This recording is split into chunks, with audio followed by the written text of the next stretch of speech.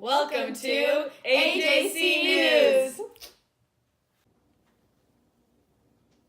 Good morning. My name's Allison. This just in on what we know now about the Texas shooting.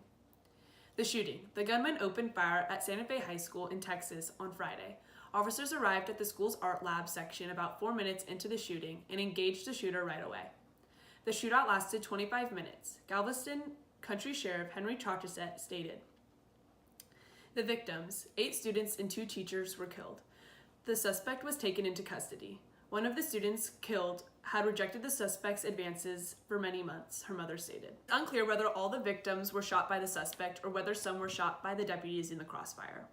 Charteset said authorities are waiting for the medical examiner's autopsies to make that determination. Texas Governor Greg Abbott will host roundtable discussions starting tomorrow in the hopes of developing solutions to improve school safety statewide. Parents, teachers, students, lawmakers, school administrators, and mass shooting victims were invited to attend the roundtables. The discussion will also include proponents for and against gun regulations. Thank you. This just in, U.S. stocks powered higher Monday after President Trump's top Treasury officials said the trade war with China is on hold, a truth that removed a big risk from the market for now. One of the biggest obstacles facing stocks in recent weeks has been a fear that a full-blown trade war with China, the world's second biggest economy, would break out and cause global growth to slow and corporate earnings to shrink. But over the weekend, Steven Mnuchin, the U.S. Treasury Secretary, cited progress in trade talks and said that economic rivals were putting the trade war on hold. The Dow Industrials climbed back above 25,000 and the S&P 500 finished at a roughly 9-week high as investors applauded easing trade animosities between the U.S. and China.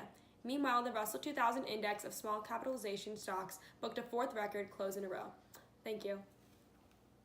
My name is Caroline, and I'm here to report on the controversial sound clip of Laurel and Yanny. So, it began, as it so often does, with a viral clip posted by a high schooler on Reddit. It blew up when Chloe Feldman, a YouTuber and social media influencer, added it to her Instagram story and then onto Twitter asking, "What do you hear, Yanny or Laurel?"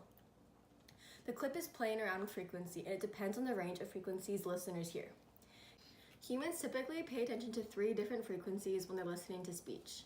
The lowest of the 3 frequencies is absolutely essential to the L's and R's, the constants that make up Laurel. So when you're listening to Laurel, the reason you get L, R, and L is because of the movement of that 3rd frequency. Here's the catch. The word Yanny, the 2nd frequency, has almost exactly the same pattern as the L, RL in Laurel. One reason for the conclusion is the poor quality of the recording. Typically, if you have a high quality recording and you're listening on a good device of some sort, you're not ever going to be confused by that noise. So if you're hearing Laurel, you're likely picking up on the lower frequency, and if you're hearing Yanny, you're picking up on the higher frequency. In our poll, 75% of the participants that we tested said that they heard Laurel, while 25% heard Yanny. What do you hear? So clearly Laurel. It's Laurel. Definitely Laurel. It's Laurel. But I could deflect and divert to Yanny if you need me to. It's clearly Yanny. Yanny. Definitely Yanny. Yanny's a winner, Laurel's a loser. Sarah, it's been reported that you hear Laurel. How do you respond? Clearly you're getting your information from CNN because that's fake news. All I hear is Yanni. Oh man, that's Laurel. Laurel. It's Laurel, America. Definitely hashtag Laurel. Who's Yanny? I hear Kofefi.